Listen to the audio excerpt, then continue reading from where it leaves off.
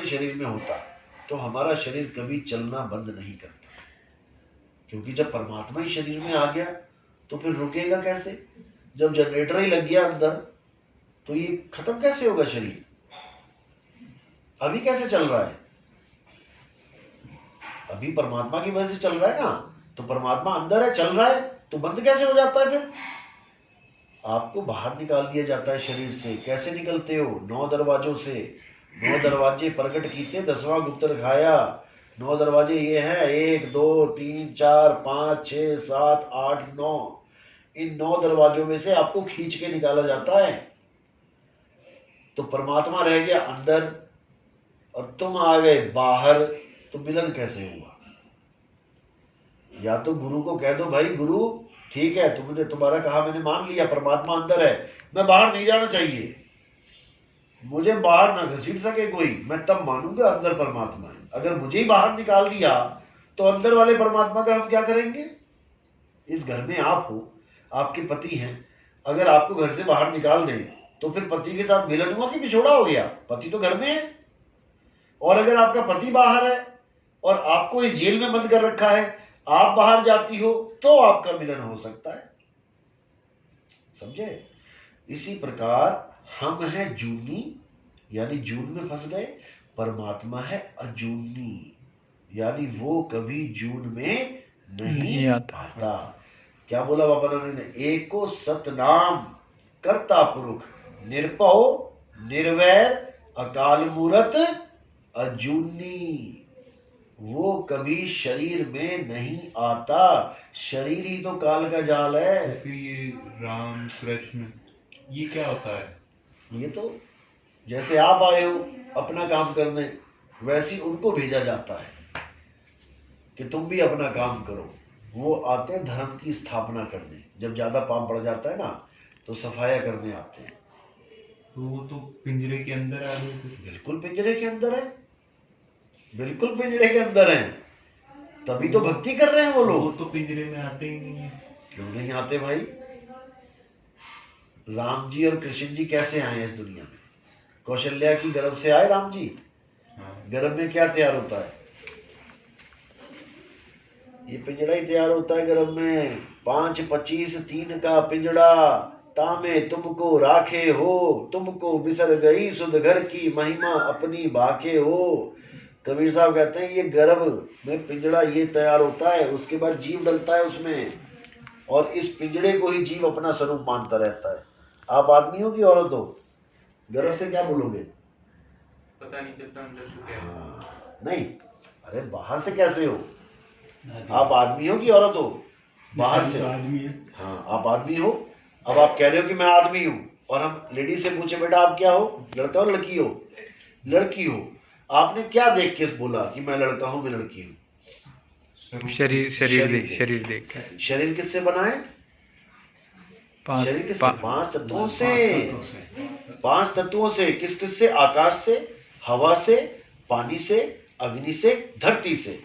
दोनों का बना ना, आदमी का औरत का।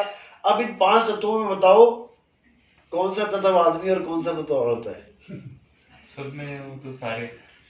आदमी और औरत कौन सा तत्व है? तत्व में कौन सा?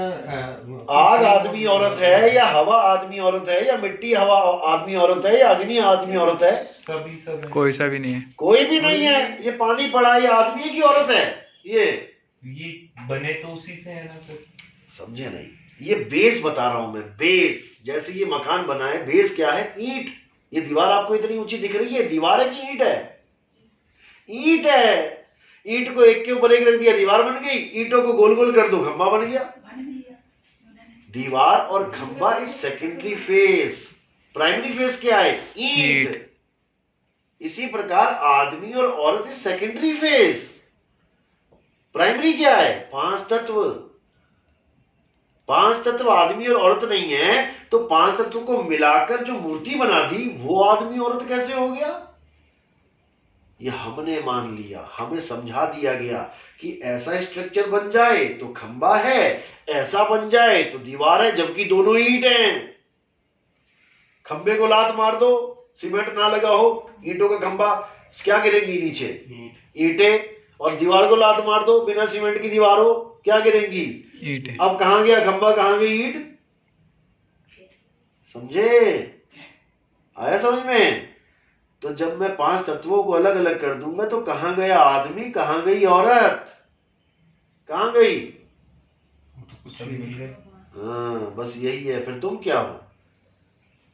तुम क्या हो? कुछ भी नहीं। यस, कुछ भी नहीं, नहीं कुछ तो हो। जो तुम हो उसी का तुम्हें ज्ञान दिया जाएगा। ये आदमी औरत का ज्ञान नहीं दिया जाएगा। कौन लेने आएगा आपको लास्ट में, अंत समय में? आदमी या औरत? मैंने देखा, अरे कोई तो लेने आएगा, गुरु तो आएगा लेने की नहीं? गुरु आएंगे। आप वेट किसका करोगे, आदमी की औरत का? अरे गुरुजी तुमने बना दिया है, मैं कह रहा हूं वो 5 तत्व है, तुम गुरुजी लगा के बैठे हो। दीवार का कि खंबे का, किसका वेट करोगे? दीवार इज इक्वल टू लेडीज, खंबा इज इक्वल टू जेंट्स। अब किसका इंतजार करोगे, खंबे का कि दीवार का या ईंटों का? वो तो सारी ईंट ही ईंट है। बस यही समझना है, यही समझना है। आप 5 तत्व नहीं हो। जब आप 5 तत्व नहीं हो तो फिर गुरुजी 5 तत्व कैसे हो गए? जब आप आदमी औरत नहीं हो तो गुरुजी आदमी औरत कैसे हो गया? इसीलिए नानक साहब ने बिल्कुल कहानी खत्म कर दी। मानुख की तू प्रीति त्याग, अविनाशी तू मन में राख। यह है नानक साहब का ज्ञान। मनुष्य की प्रीति खत्म कर दो, मनुष्य को कभी गुरु मत मानना। अगर मनुष्य को गुरु मानोगे तो तुम मनुष्य ही पैदा हो जाओगे। मनुष्य का मतलब ये नहीं कि तुम्हें आदमी मिलेगा, मनुष्य का मतलब है पिंजड़ा। 5 तत्वों में जाओगे। अगर मनुष्य की आस लगाओगे अंत मता सो गता। तो अब किसकी आस लगानी है? केवल आत्मा की। तुम एक आत्मा हो, तुम इन 5 तत्वों में उलझ गए हो। केवल इन 5 तत्वों को साइड कर दो। जब इन 5 तत्वों को साइड कर दोगे तो तुम ही तुम रह जाओगे। और परमात्मा कहाँ होगा? तेरा साईं तुझ में है, जाग सके तो जाग। ज्यों तिलमा ही तेल है, ज्यों चकमक में। बस इतनी सी बात है। तुम्हारा परमात्मा तुम्हारे पास है, तुम्हारी आत्मा में विराजमान है, ना कि वो किसी सतलोक में बैठा है, अलग लोक में बैठा है, नामी लोक में बैठा है। तुम किसी का वेट मत करना। अगर तुमने वेट कर दिया तो इसका मतलब तुमने खुद को नहीं जाना, किसी और को जान रहे हो। मारे गए, इंसानी चोला बर्बाद हो गया। इसलिए बोला जो कुंडल, जो नाभि के बारे में बोला ना, कस्तूरी कुंडल बसे मृग ढूंढे बन माही, ऐसे रमता राम है कि दुनिया जाने नहीं। वो रमता राम तुम्हारी आत्मा में रमण कर रहा है। वो किसी बाबा जी में रमण नहीं कर रहा है कि तुम बाबा जी लगा के बैठे हो। Baba ji is just a structure of cells. ये कोशिकाएं हैं, सेल्स हैं। ये हमारे हाथ पैर ऑर्गन से किससे बने हैं? सेल से। सेल किससे बनाए? एटम से। एटम किससे बनाए? मॉलिक्यूल से। मॉलिक्यूल किससे बनाए? कौन सा small particle? Electron, proton, neutron, quark, इन चारों से मिलके बनाए। तो तुम जो शक्लें देख रहे हो वो इलेक्ट्रॉन, प्रोटॉन, न्यूट्रॉन, क्वार्क हैं। तुम इलेक्ट्रॉन प्रोटॉन का इंतजार कर रहे हो कि कब आएगा मुझे लेने। मारे गए सारे। करना क्या है? हे अर्जुन, अपनी आत्मा में स्थित हो जाना है, अपनी आत्मा को जानना है। तुम्हारी आत्मा के अलावा इस दुनिया में कोई सत्य नहीं है। आत्मा को ना कोई अग्नि जला सकती है, ना वायु सुखा सकती है, ना जल भिगो सकता है, ना ही कोई इसका नाश कर सकता है। और तुम किसको भगवान माने बैठे हो? जिसको आग भी लग जाए, शरीर को, जिसको पानी भी सड़ा दे, जिसको हवा भी सुखा दे, तुम उसको भगवान मान बैठ गए। आत्मा का ज्ञान चाहिए। आत्म ज्ञान बिना नर भटके, कभी काबा कभी काशी, जल में मीन प्यासी, मुहे देखत आवे हंसी। सारी उम्र पढ़ते रहे और उस आत्मा के ज्ञान को जाना नहीं, और उठा के 5 नाम जपने लग गए। पता नहीं किसके नाम है, पता भी नहीं है किसके नाम है। बस बाबा जी पे भरोसा किया, चल मेरे भाई, चाहे कोई भी नाम दे देते, जपने लग गए। कौन है ये ज्योत निरंजन? कौन है ओंकार? कौन है रारंकार? कभी सुना कोई रारंकार भगवान नाम इस दुनिया में? रारंकार नाम का भगवान सुना कोई? लेकिन बाबा जी ने दे दिया, बाबा जी ने दे दिया, मैंने ले लिया। सोहंग कौन है? कभी सुना आज तक सोहम भगवान कौन है? रविदास जी की मूर्ति पे लिखा होता है सोहम। सोहम आप स्वयं हो, जो तू सो हम।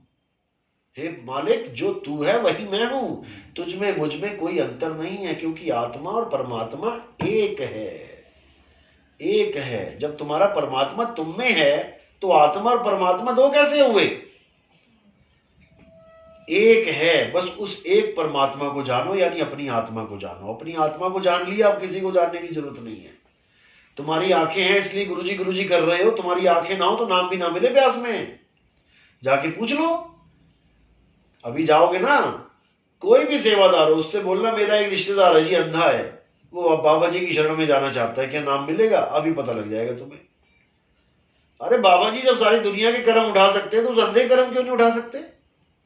ये बहाना बोला जाता है वहां पे कि नहीं उनके कर्म बड़े भारी हैं अंधों के। अरे भारी कर्म है तो गुरु नहीं उठाएगा और कौन उठाएगा? वैसे तुम सारी दुनिया के कर्म उठा रहे हो, जिसको सच में जरूरत है कर्म उठवाने की, उसके उठा नहीं रहे हो। वहां पर ये लोग फेल इसलिए हो जाते हैं क्योंकि ये शरीर को गुरु मान के ध्यान करवाते हैं। बाबा जी का ध्यान करो, जैसे पोज में बाबा जी ने आपको नाम दिया वैसे उनके शरीर को ध्याओ, शक्ल को ध्याओ, लेकिन अंधा नहीं ध्या पाएगा।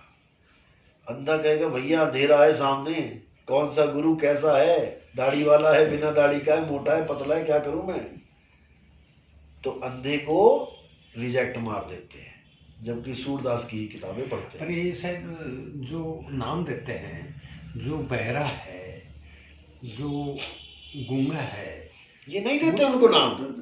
बहरे को तो जीवन में कभी ना दे सके। परमात्मा है नहीं। यही तो मैं कह रहा हूँ, क्या बहरा सब्जी नहीं खाता क्या? हाँ। क्या बहरा मार्केट से गोभी नहीं लाता क्या? सब कुछ लाता है, तो परमात्मा को क्यों नहीं पा सकता? परमात्मा को सुरत पाती है, ये कानों का खेल नहीं है। अखा वाजो वेखना, बिन कन्ना सुनना, पैरा वाजो चलना, बिन हत्था करना, जीबा वाजो बोलना, यूं जीवित मरना, नानक हुक्म पछाड़ के तो जा खस में मिलना। नानक साहब कह रहे हैं इन आंखों की जरूरत नहीं है, परमात्मा सूरत के द्वारा दिखाई देता है। इन कानों की जरूरत नहीं है, बिना कानों के उसकी आवाज को सुनाई दिया जाता है। इस मुंह की जरूरत नहीं है, बिना बोले उसका नाम जपा जाता है। इन पैरों की जरूरत नहीं है, बिना कदम उठाए मालिक के घर तक पहुंचा जा सकता है, जो विहंगम चाल मिलती है। अभी इनको एक्चुअली कुछ भी नहीं पता है, बस लग गए हैं। ये शुरुआत अच्छी है, शुरुआत अच्छी है, ब्यास कोई बुरा नहीं है। शुरुआत मेरी भी मान के चलो, ब्यास से तो नहीं, मेरे दूसरे गुरु थे ब्यास। जन्म मरण से मुक्ति चाहिए, फिर पूर्ण ज्ञान लो। अगर गुरु बना ही रहे हो, अगर पढ़ ही रहे हो तो पीएचडी करो ना। फिर 5वीं फेल होके रिक्शा चलाओ, फिर क्या फायदा? कहने को साइन कर दोगे, रिक्शा ही चलाओगे, क्या फायदा उसका? पढ़ रहे तो अच्छी तरह पढ़ो, आगे तक जाओ। नहीं तो ठीक है, जो जहां जुड़ा है जुड़ा रहा है, क्या फर्क पड़ता है। चलो बोले सतगुरु बंदी छोड़ कबीर साहब की जय साहिब बनी।